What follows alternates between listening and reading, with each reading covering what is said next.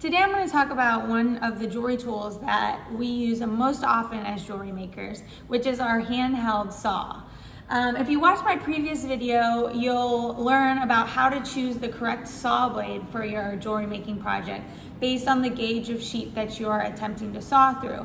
But today I'm going to show you the fundamentals of putting your saw blade in your saw and then actually utilizing your saw to cut metal. Because I'm demoing this on a 20 gauge piece of brass, I'm going to be using a 1/0 saw blade. When we're threading our saw blade through our jeweler's saw, we want to first unlock each of these tabs on the top and bottom of your saw.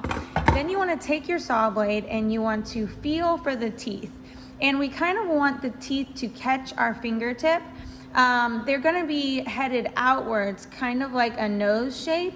And then we are going to insert them into our saw. Again, with the actual saw blade teeth, it's hard to see, but facing outwards. We're first going to set it into the top tab and make it nice and tight. Then we're actually going to use our physical bodies to add a little bit of tension. So we push in with our hips while securing the bottom tab on the saw to make sure that we have a nice tight saw blade. And again, when we roll our finger upwards on the saw blade, it should catch our fingertip. One of the most important things for us to have when we're sawing is a lubrication. And this is just a little chunk of beeswax that I picked up at my local jewelry supply store that I rub up and down along the surface of my saw blade.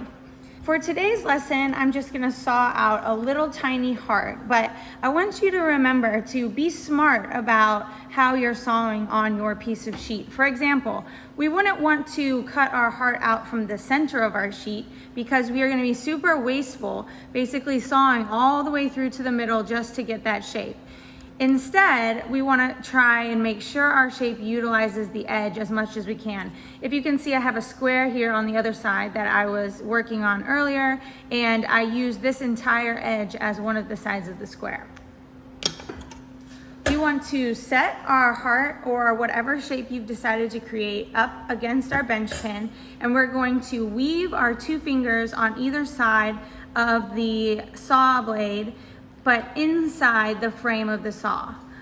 We want to make sure that we have a good amount of pressure on either side so that our metal isn't moving around. The important thing about sawing is that you pull yourself back so you have a good amount of space between your body and the piece of metal, at least about a foot.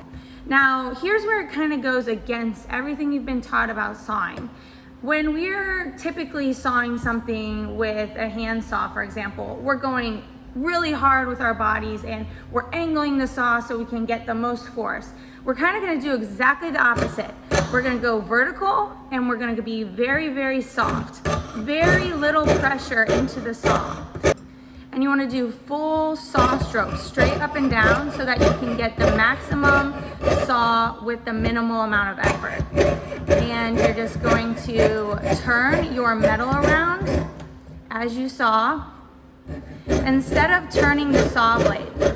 What will happen if you try to turn the saw blade instead of the metal is that your saw blade is actually going to break on you. And that's something that happens quite often. So if your saw blade does break, it's no big deal. It happens all the time. Just re-thread a new saw blade through and get back to it. Once you get to something that will be like a sharp angle, a right angle, or in this case, this crease of a heart, the way that we maneuver around that is by sawing in place while turning the metal. And then we will just find a new pressure point for our metal and continue sawing in the new direction.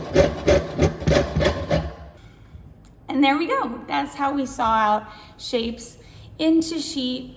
And if you can notice, I still have that marker on the back side of my shape, and it doesn't matter because all of the markings that you make on your metal are going to be taken off in your polishing step.